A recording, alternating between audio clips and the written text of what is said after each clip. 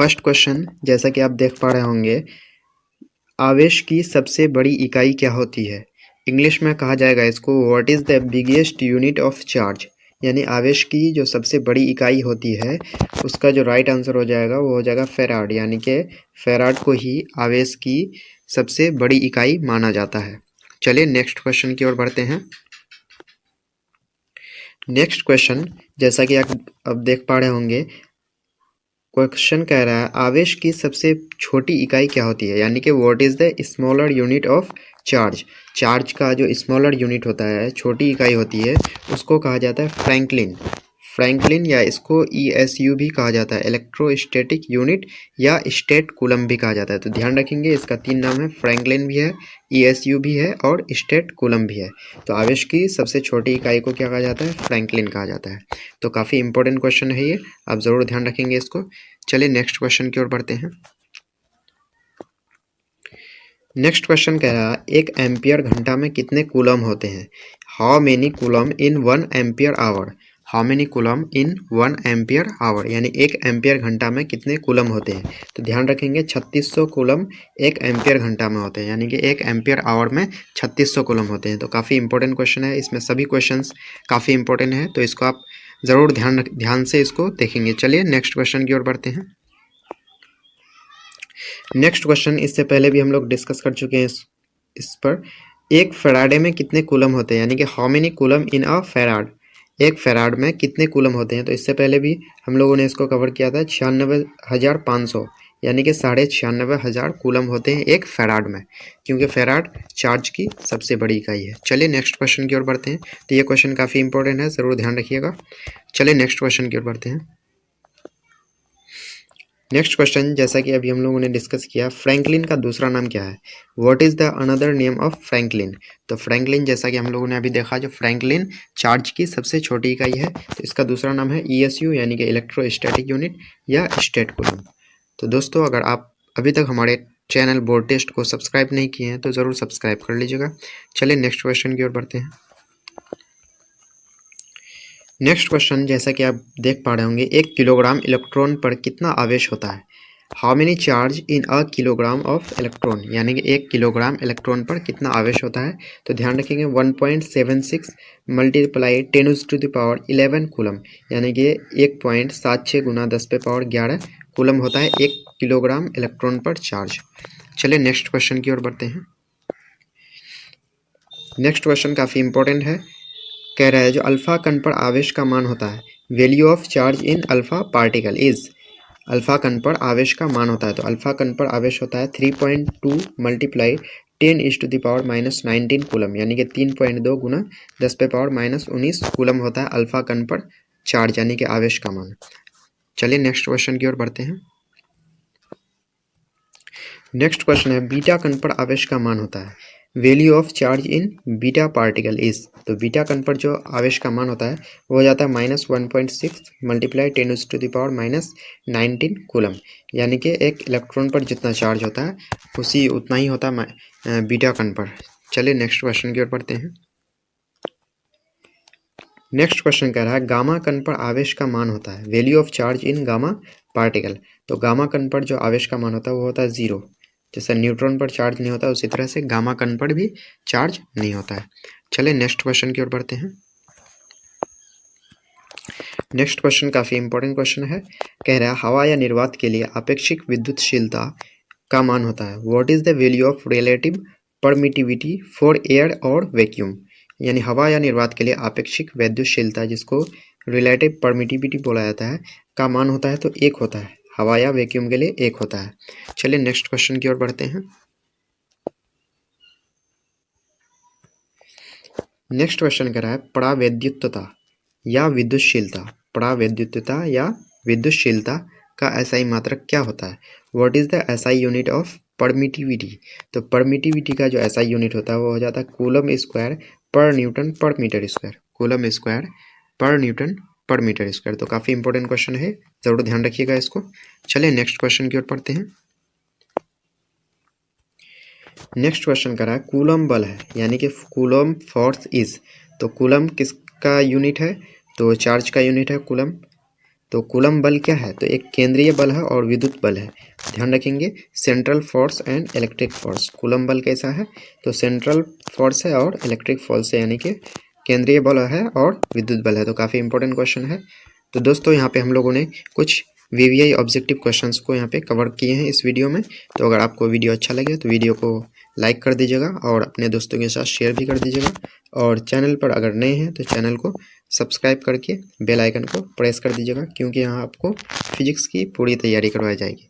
चलिए मिलते हैं अगले वीडियो में। धन्यवाद। क्वेश्चन करा है, न्यूट्रॉन का द्रव्यमान कितना होता है? काफ़ी इंपॉर्टेंट क्वेश्चन है। न्यूट्रॉन का द्रव्यमान होता है सबसे अधिक, इलेक्ट्रॉन, प्रोटॉन और न्यूट्रॉन में सबसे ज़्यादा जो होता है न्यूट्रॉन का ही द्रव्यमान होता है। वो हो जाता है 1.67 मल्टीप्लाई 10⁻⁻27 kg, जबकि जो प्रोटॉन था उसका था 1.66 मल्टीप्लाई 10⁻⁻27 kg। तो काफ़ी इंपॉर्टेंट क्वेश्चन है ये। चलिए नेक्स्ट क्वेश्चन की ओर बढ़ते हैं हम लोग। नेक्स्ट क्वेश्चन है, न्यूट्रॉन पर आवेश कितना होता है? न्यूट्रॉन पर आवेश यानी कि चार्ज ऑन न्यूट्रॉन कितना होता है? तो ये होता है 0, यानी कि न्यूट्रॉन क्या होता है? न्यूट्रल होता है। नाम ही से पता चलता है न्यूट्रॉन और न्यूट्रल यानी कि उदासीन होता है ये। नेक्स्ट क्वेश्चन है, सबसे अधिक द्रव्यमान किसका होता है? तो जैसा कि हम लोगों ने अभी डिस्कस किया, जो सबसे अधिक द्रव्यमान जो होता है इलेक्ट्रॉन, प्रोटॉन और न्यूट्रॉन में न्यूट्रॉन का होता है। तो काफ़ी इंपॉर्टेंट क्वेश्चन है ये, आप ज़रूर इसको ध्यान रखेंगे। चलिए नेक्स्ट क्वेश्चन की ओर बढ़ते हैं। नेक्स्ट क्वेश्चन कहता है, इलेक्ट्रॉन को किसने खोजा? इलेक्ट्रॉन को किसने खोजा, यानी इलेक्ट्रॉन का जो खोज किया वो जे थॉमसन ने किया। तो आप इसको ध्यान रखेंगे। अगला क्वेश्चन है, प्रोटॉन की खोज किसने की? काफ़ी इंपॉर्टेंट क्वेश्चन है। प्रोटॉन को खोजा किसने? तो इसको खोजा था गोल्डस्टीन ने, लेकिन इसको जो नामकरण किया था, यानी प्रोटॉन जो नाम दिया था वो दिया था रदरफोर्ड, इसलिए प्रोटॉन की खोज जो है वो गोल्डस्टीन ने किया है। काफ़ी इंपॉर्टेंट क्वेश्चन है ये। अगला क्वेश्चन है, प्रोटॉन का नामकरण किसने किया? तो नामकरण जो किया था वो रदरफोर्ड किया था। प्रोटॉन की खोज की थी गोल्डस्टीन ने और उसका जो नामकरण किया था ये रदरफोर्ड किया था। तो काफ़ी इंपॉर्टेंट क्वेश्चन है। चलिए आगे नेक्स्ट क्वेश्चन की ओर बढ़ते हैं। नेक्स्ट क्वेश्चन है, न्यूट्रॉन। ये न्यूट्रॉन है। न्यूट्रॉन की खोज किसने की? तो न्यूट्रॉन की खोज जो है वो जेम्स चैडविक ने किया, जेम्स चैडविक। चलिए नेक्स्ट क्वेश्चन की ओर बढ़ते हैं। नेक्स्ट क्वेश्चन क्या है, इलेक्ट्रॉन का विशिष्ट आवेश कितना होता है, यानी कि स्पेसिफिक चार्ज ऑफ इलेक्ट्रॉन। तो स्पेसिफिक चार्ज का SI मात्रक होता है कूलम पर kg। तो चार्ज का जो SI विशिष्ट आवेश होता है इलेक्ट्रॉन का वो होता है 1.75 multiply 10⁻11 coulomb per kg।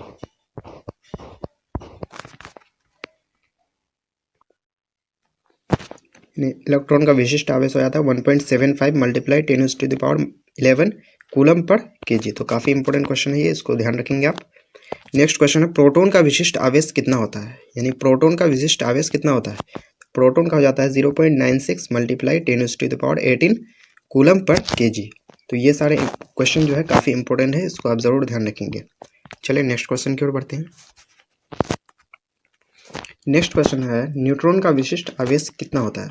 Neutron का विशिष्ट आवेश, क्योंकि विशिष्ट आवेश का फॉर्मूला होता है चार्ज अपॉन मास। तो चार्ज, क्योंकि न्यूट्रॉन पर चार्ज 0 रहता है, 0 बटे मास कितना भी देंगे तो इक्वल टू क्या हो जाएगा? 0 ही हो जाएगा। इसलिए न्यूट्रॉन का विशिष्ट आवेश, स्पेसिफिक चार्ज ऑफ न्यूट्रॉन क्या होता है? 0 कूलम पर kg। चलिए नेक्स्ट क्वेश्चन की ओर बढ़ते हैं।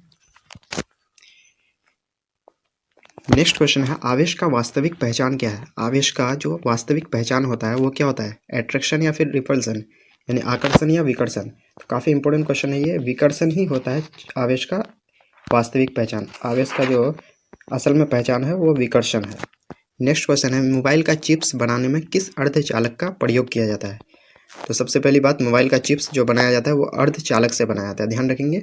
और इसके लिए प्रयोग किया जाता है सिलिकॉन का। काफ़ी इंपॉर्टेंट क्वेश्चन है, आपके बोर्ड एग्जाम में पूछा जाता है। तो मोबाइल का चिप्स बनाने में कौन से अर्धचालक का प्रयोग किया जाता है? सिलिकॉन का। तो ध्यान रखेंगे आप। वैद्युत धारिता का SI मात्रक क्या होता है, यानी कि what is the SI unit of electrical capacity. Electrical capacity यानी कि विद्युत धारिता का SI मात्रक क्या होता है?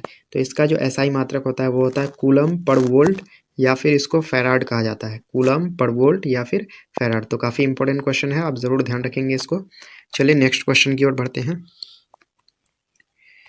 नेक्स्ट क्वेश्चन, जैसा कि अभी हम लोगों ने देखा, जो कूलम पर वोल्ट यानी कि विद्युत धारिता का जो एसआई मात्रक होता है उसको और किस नाम से जाना जाता है, यानी कि coulomb per volt is called, तो coulomb per volt is called farad, यानी कि फैराड कहा जाता है इसको।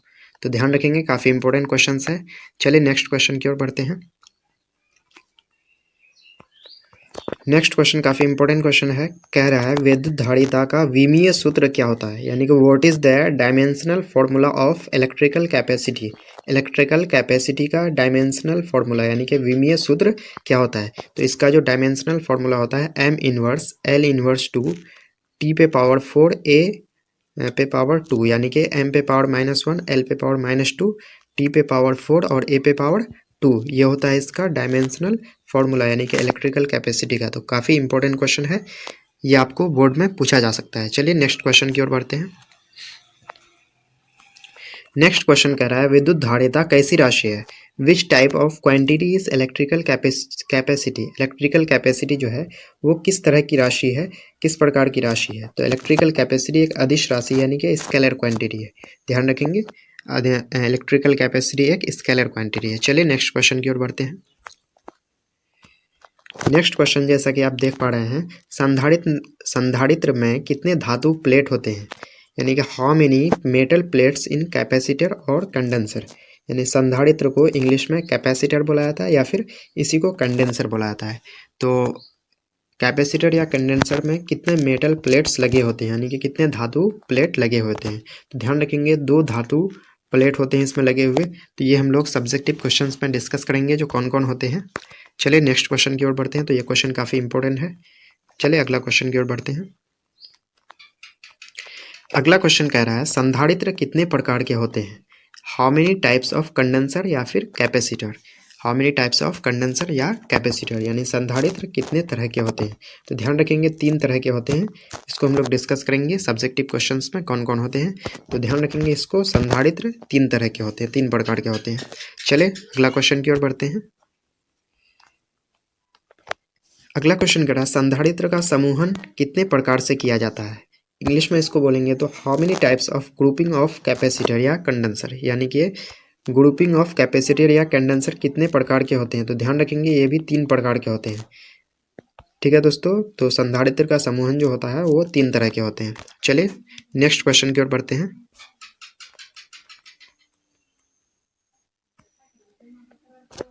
नेक्स्ट क्वेश्चन है संधारित्र के श्रेणी क्रम समूहन के समतुल्य धारिता का सूत्र लिखें, यानी कि right the expression of equivalent capacity of series grouping of capacitors, यानी कि कैपेसिटर्स के श्रेणी क्रम समूहन का समतुल्य धारिता क्या होता है, तो ध्यान रखेंगे 1/c equal to 1/c1 plus 1/c2 plus 1/c3। तो काफ़ी इंपॉर्टेंट क्वेश्चन है, ज़रूर ध्यान रखेंगे इसको। चलिए नेक्स्ट क्वेश्चन की ओर बढ़ते हैं। नेक्स्ट क्वेश्चन कर रहा है संधारित्र के समांतर क्रम समूहन के समतुल्य धारिता का व्यंजक लिखें, राइट द एक्सप्रेशन। व्यंजक यानी कि फॉर्मूला ही हुआ, right the expression of equivalent capacity of parallel grouping of capacitor, यानी कि संधारित्र के समांतर क्रम समूहन की समतुल्य धारिता का एक्सप्रेशन लिखें यानी व्यंजक लिखें। तो इसका जो होता है C equal to C1 plus C2 plus C3। काफ़ी इंपॉर्टेंट क्वेश्चन है, C1 plus C2 plus C3। चलिए नेक्स्ट क्वेश्चन की ओर बढ़ते हैं। नेक्स्ट क्वेश्चन कह रहा है संधारित्र की ऊर्जा का सूत्र लिखें, संधारित्र की ऊर्जा का सूत्र लिखें, right the formula of energy of capacitor और कंडेंसर। तो होता है half multiply CV square, half multiply CV square होता है कैपेसिटर या कंडेंसर की एनर्जी का फॉर्मूला। तो काफ़ी इंपॉर्टेंट क्वेश्चन है। चलिए नेक्स्ट क्वेश्चन की ओर बढ़ते हैं। नेक्स्ट क्वेश्चन काफ़ी इंपॉर्टेंट है, जो वॉन डी ग्राफ कौन थे, तो वॉन डी यानी who was Van de Graaff, तो वॉन डी ग्राफ एक साइंटिस्ट थे यानी कि वैज्ञानिक थे। चलिए नेक्स्ट क्वेश्चन की ओर बढ़ते हैं। नेक्स्ट क्वेश्चन करा वॉन डी ग्राफ जनरेटर का दूसरा नाम क्या है, what is the another name of Van de Graaff generator. Van de Graaff generator का दूसरा नाम है उच्च विभव जनरेटर, जिसको इंग्लिश में बोलेंगे हाई वोल्टेज जनरेटर। तो काफ़ी इंपॉर्टेंट क्वेश्चन है, ज़रूर ध्यान रखेंगे इसको। वॉन डी ग्राफ जनरेटर का दूसरा नाम हाई वोल्टेज जनरेटर या फिर उच्च विभव जनरेटर। चलिए नेक्स्ट क्वेश्चन की ओर बढ़ते हैं। नेक्स्ट क्वेश्चन करा वॉन डी ग्राफ जनरेटर से कितने वोल्ट का विभवांतर उत्पन्न किया जा सकता है, how many volt potential difference can produce by Van de Graaff generator. Van de Graaff generator से कितने विभवांतर का कितने वोल्ट का विभवांतर उत्पन्न किया जा सकता है? तो 10 लाख वोल्ट यानी कि 10⁻6 वोल्ट। काफ़ी इंपॉर्टेंट क्वेश्चन है, ज़रूर ध्यान रखेंगे इसको। चलिए नेक्स्ट क्वेश्चन की ओर बढ़ते हैं। नेक्स्ट क्वेश्चन कह रहा है वॉन डे ग्राफ जनरेटर का उपयोग कहाँ होता है? तो काफ़ी इंपॉर्टेंट क्वेश्चन है। वॉन डे ग्राफ जनरेटर का यानी where is the use of Van de Graaff generator? तो वॉन डे ग्राफ जनरेटर का यूज़ होता है नाभिकीय विखंडन अभिक्रिया में, यानी कि न्यूक्लियर फिजन रिएक्शन में। न्यूक्लियर फिजन रिएक्शन में नाभिकीय विखंडन अभिक्रिया में वॉन डे ग्राफ जनरेटर का यूज़ होता है, उपयोग होता है। तो दोस्तों यहाँ पे हम लोगों ने जो इम्पोर्टेंट VVI ऑब्जेक्टिव्स था फिजिक्स का, उसको हम लोगों ने यहाँ पे कवर किए हैं। तो अगर आपको वीडियो अच्छा लगे तो वीडियो को लाइक कर दीजिएगा, और चैनल पर अगर नए हैं तो चैनल को सब्सक्राइब करके बेल आइकन को प्रेस कर दीजिएगा, ताकि आपको आगे आने वाली वीडियो का नोटिफिकेशन मिल जाए। चलिए मिलते हैं अगले वीडियो में। जय हिंद, जय भारत।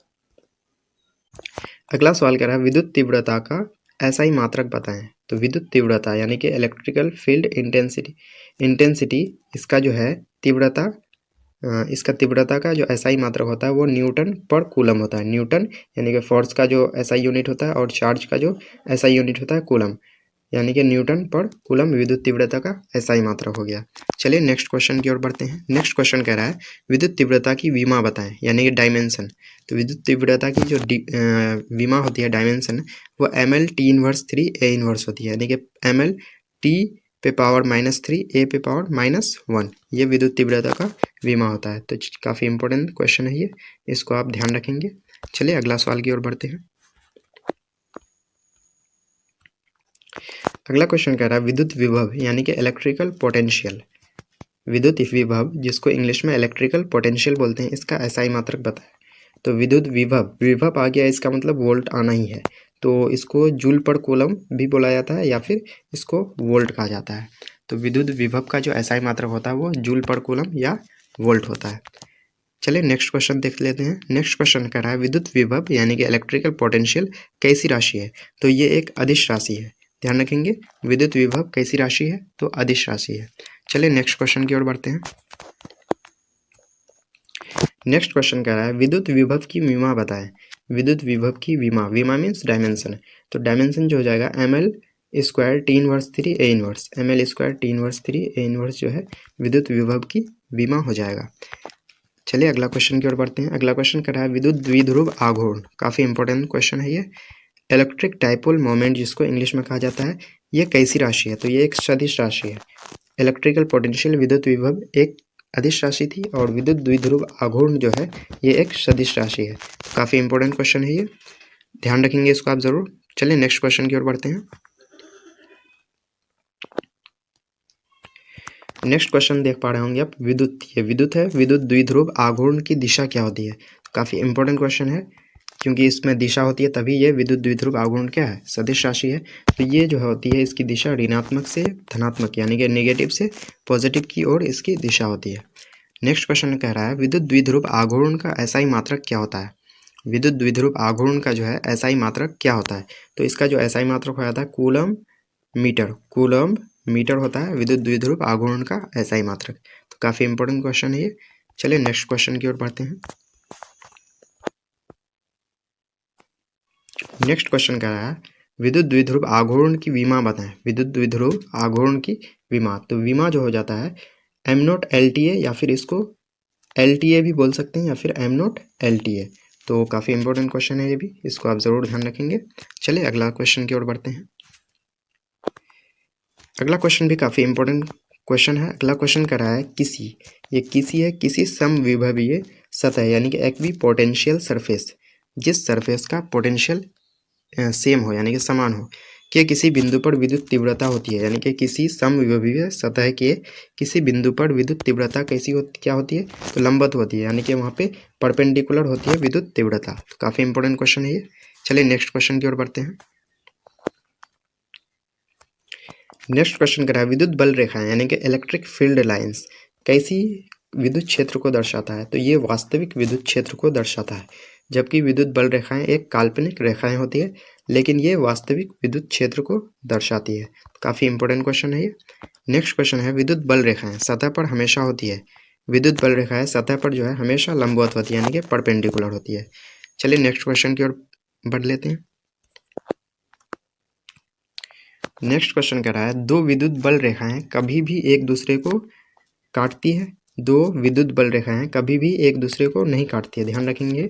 दो विद्युत बल रेखा जो है कभी भी एक दूसरे को नहीं काटेगी। चलिए नेक्स्ट क्वेश्चन की ओर बढ़ लेते हैं। नेक्स्ट क्वेश्चन कह रहा है स्थिर विद्युत बल और गुरुत्वाकर्षण बल यानी कि इलेक्ट्रोस्टैटिक फोर्स और ग्रेविटेशनल फोर्स में कौन अधिक स्ट्रॉन्ग है, यानी कौन ज़्यादा मजबूत है। तो स्थिर विद्युत बल जो है ये ज़्यादा मजबूत होता है गुरुत्वाकर्षण बल की तुलना में। स्थिर विद्युत बल जो है वो ज़्यादा मजबूत होता है, स्ट्रॉन्ग होता है। विद्युत धारा का SI मात्रक क्या होता है, यानी कि इंग्लिश में बोला तो what is the SI unit of electric current. Electric current यानी विद्युत धारा का SI मात्रक क्या होता है। तो इसका जो राइट आंसर हो जाएगा कूलम पर सेकेंड, और इसी को एम्पियर के नाम से जाना जाता है। एम्पियर जो एक साइंटिस्ट थे उसी के नाम पर इसको एम्पियर कहा जाता है, यानी कि विद्युत धारा का SI मात्रक कूलम पर सेकेंड अगर ऑप्शन में है तो कूलम पर सेकेंड या फिर एम्पियर। ठीक है दोस्तों, तो एम्पियर को कैपिटल A से डिनोट करते हैं, ध्यान रखेंगे। चलिए नेक्स्ट क्वेश्चन की ओर बढ़ते हैं। नेक्स्ट क्वेश्चन कह रहा है कूलम पर सेकेंड को क्या कहा जाता है, यानी coulomb per second is called, तो कूलम पर सेकेंड को एम्पियर कहा जाता है। जैसा कि हम लोगों ने अभी डिस्कस किया, जो एम्पियर को ही कूलम पर सेकेंड या कूलम पर सेकेंड को ही एम्पियर कहा जाता है। चलिए नेक्स्ट क्वेश्चन की ओर बढ़ते हैं। नेक्स्ट क्वेश्चन कह रहा है विद्युत धारा का विमीय सूत्र क्या होता है। What is the dimensional formula of electric current. विद्युत धारा का यानी इलेक्ट्रिक करंट का डायमेंशनल फार्मूला विमीय सूत्र क्या होता है। तो ध्यान रखेंगे इसका डायमेंशनल फार्मूला जो होता है वो होता है ए या फिर आई। तो इसको इस तरह से भी लिखते हैं M naught L naught T naught A या M naught L naught T naught I. तो ध्यान रखेंगे, काफ़ी इंपॉर्टेंट क्वेश्चन है। चलिए नेक्स्ट क्वेश्चन की ओर बढ़ते हैं। नेक्स्ट क्वेश्चन काफ़ी इंपॉर्टेंट है। इसमें कह रहा है विद्युत धारा कैसी राशि है। Which type of quantity is electric current. Which type of quantity is electric current. तो विद्युत धारा जो है एक अदिश राशि है। काफ़ी इंपॉर्टेंट क्वेश्चन है, ध्यान रखेंगे। विद्युत धारा कैसी राशि है, तो एक अदिश राशि है। चलिए नेक्स्ट क्वेश्चन की ओर बढ़ते हैं। नेक्स्ट क्वेश्चन कह रहा है विभवांतर का SI मात्रक बताएं, यानी कि right the SI unit of potential difference. Potential difference जिसको हिंदी में विभवांतर बोलते हैं, उसका SI मात्रक होता है जूल पर कूलम। जूल पर कूलम या फिर इसी को वोल्ट भी कहा जाता है, यानी कि जूल पर कूलम को ही वोल्ट कहा जाता है। तो इसका SI यूनिट दोनों होता है, जूल पर कूलम भी और वोल्ट भी। चलिए नेक्स्ट क्वेश्चन की ओर बढ़ते हैं। तो काफ़ी इंपॉर्टेंट क्वेश्चन है ये। अगला क्वेश्चन कह रहा है विभवांतर का विमीय सूत्र बताएं। Right the dimensional formula of potential difference. Potential difference का डायमेंशनल फार्मूला यानी कि विमीय सूत्र बताएं। तो इसका जो विमीय सूत्र होता है ml² T−3 A−, यानी कि ml पे पावर 2 T पे पावर -3 और A पे पावर -1।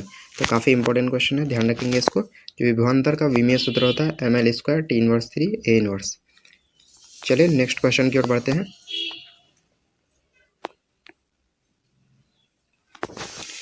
अगला क्वेश्चन जैसा कि आप स्क्रीन पे देख पा रहे हैं, विभवांतर कैसी राशि है, यानी कि which type of quantity is potential difference. विभवांतर कैसी राशि है, तो ध्यान रखेंगे विभवांतर एक अदिश राशि यानी कि स्केलर क्वांटिटी है, ध्यान रखिएगा इसको। चलिए नेक्स्ट क्वेश्चन की ओर बढ़ते हैं। नेक्स्ट क्वेश्चन काफ़ी इंपॉर्टेंट क्वेश्चन है। जो प्रतिरोध का SI मात्रक क्या होता है, यानी what is the SI unit of resistance. Resistance का SI यूनिट होता है वोल्ट पर एम्पियर, इसी को ओम भी कहा जाता है, यानी वोल्ट पर एम्पियर और ओम एक ही चीज़ है। वोल्ट पर एम्पियर को ही ओम, जॉर्ज साइमन ओम के सम्मान में ओम कहा जाता है। तो प्रतिरोध का SI मात्रक हो गया ओम, यानी वोल्ट पर एम्पियर। चलिए काफ़ी इंपॉर्टेंट क्वेश्चन है, ध्यान रखेंगे इसको। चलिए नेक्स्ट क्वेश्चन की ओर बढ़ते हैं।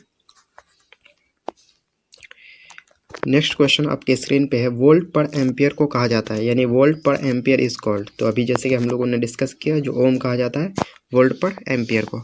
चलिए नेक्स्ट क्वेश्चन की ओर बढ़ते हैं।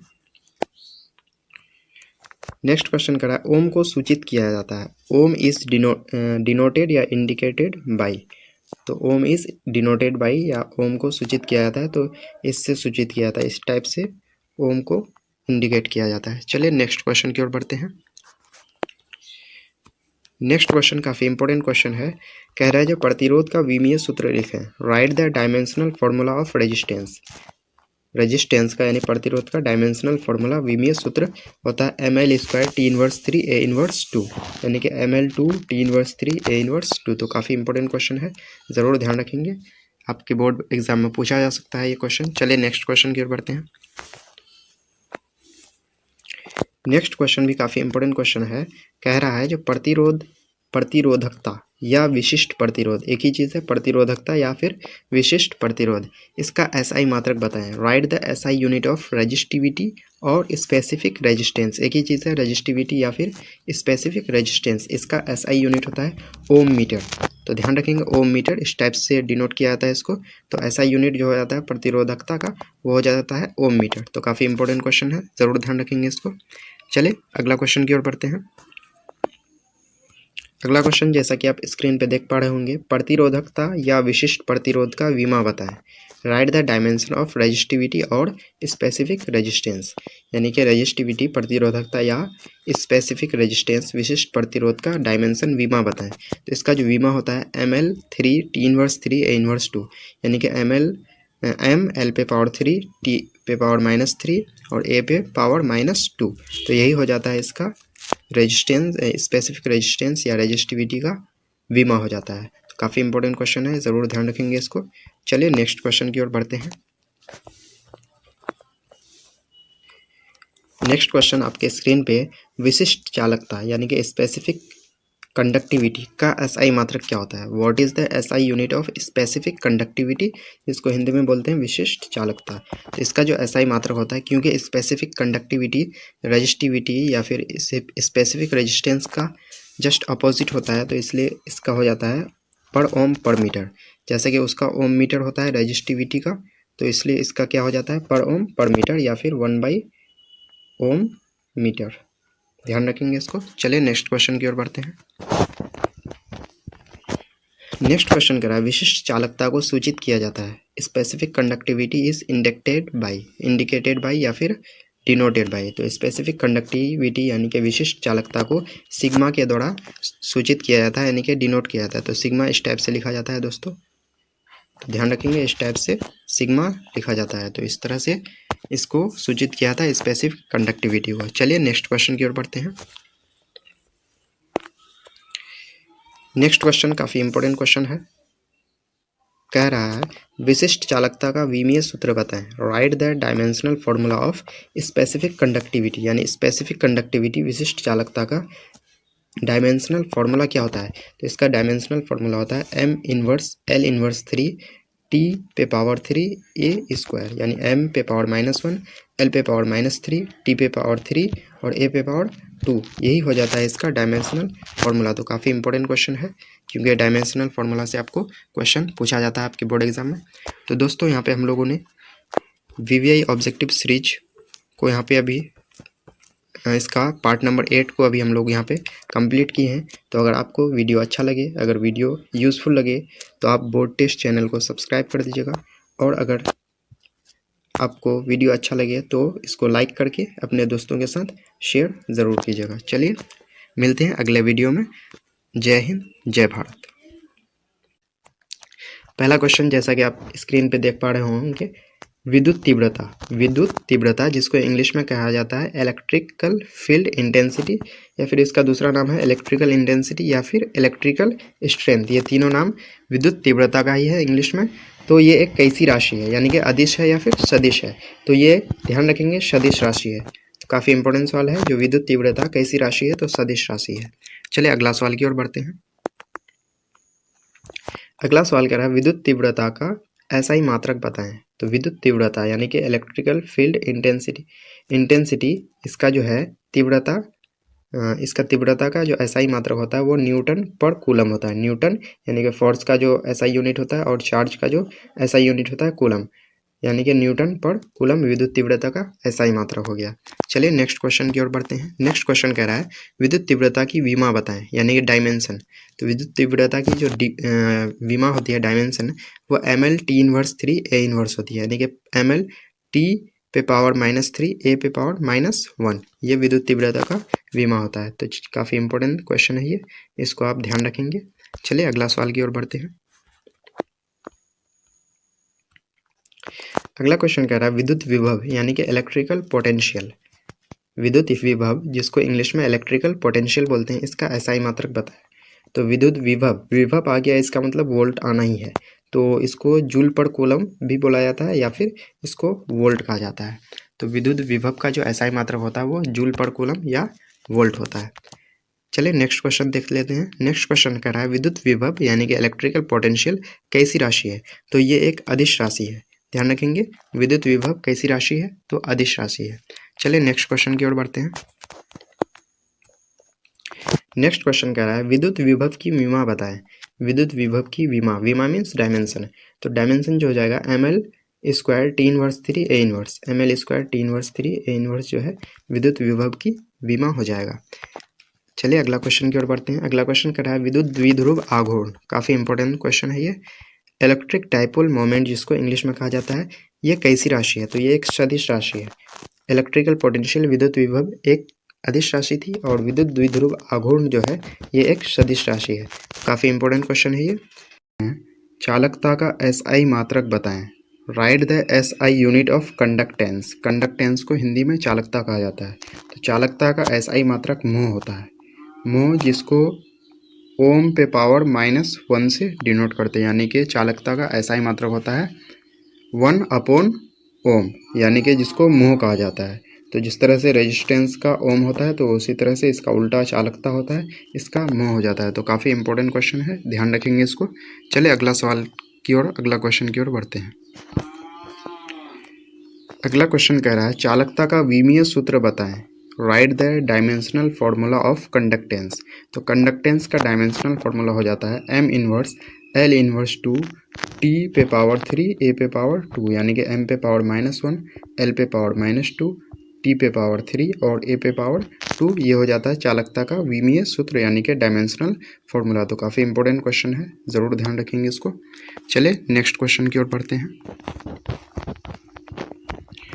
अगला क्वेश्चन है चालकता को सूचित किया जाता है, यानी कंडक्टेंस इज डिनोटेड बाय। तो डिनोटेड बाय ये के से सूचित किया जाता है या फिर जी से। तो ध्यान रखेंगे कैपिटल के से या फिर जी से। चलिए नेक्स्ट क्वेश्चन की ओर बढ़ते हैं। नेक्स्ट क्वेश्चन काफ़ी इंपॉर्टेंट क्वेश्चन है।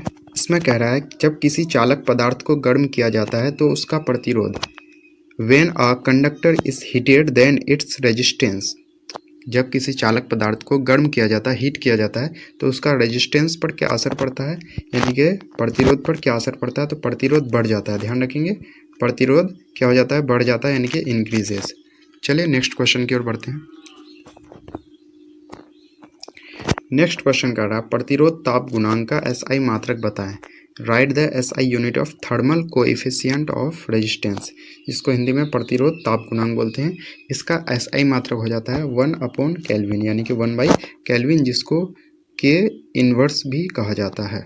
तो ध्यान रखेंगे 1/केल्विन को ही के इनवर्स कहा जाता है। चलिए नेक्स्ट क्वेश्चन की ओर बढ़ते हैं।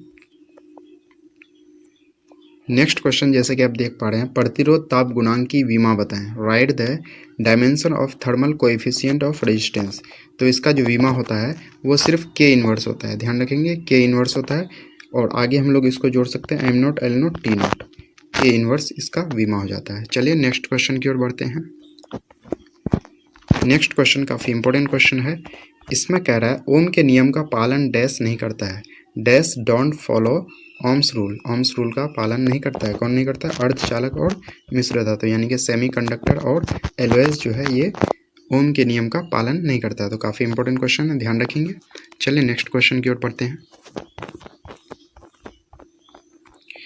नेक्स्ट क्वेश्चन प्रतिरोधों का समूहन कितने प्रकार से किया जाता है। How many types of grouping of resistance. तो ग्रुपिंग ऑफ रेजिस्टेंस 3 तरह के होते हैं, ध्यान रखेंगे।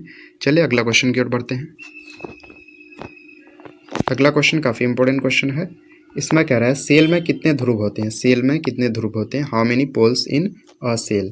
एक सेल में तो 2 ध्रुव होते हैं, एक पॉजिटिव और एक नेगेटिव। चलिए नेक्स्ट क्वेश्चन की ओर बढ़ते हैं। नेक्स्ट क्वेश्चन भी काफ़ी इंपॉर्टेंट क्वेश्चन है। कह रहा है सेलों के समूह को कहा जाता है group of cells is called. तो ग्रुप ऑफ सेल्स इसको बैटरी कहा जाता है। तो ध्यान रखेंगे सेलों के समूह को बैटरी कहा जाता है। चलिए नेक्स्ट क्वेश्चन की ओर बढ़ते हैं।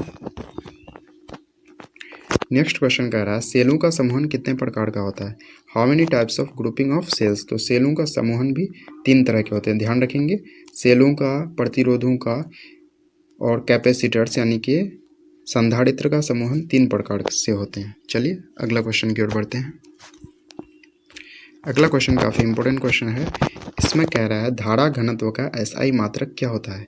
What is the SI unit of current density. Current density यानी कि धारा घनत्व, इसका एसआई मात्रक हो जाता है ampere per metre square, ampere per metre square, जिसको A/m² से डिनोट किया जाता है। तो ध्यान रखेंगे एम्पियर पर मीटर स्क्वायर धारा घनत्व यानी कि करंट डेंसिटी का एसआई मात्रक होता है।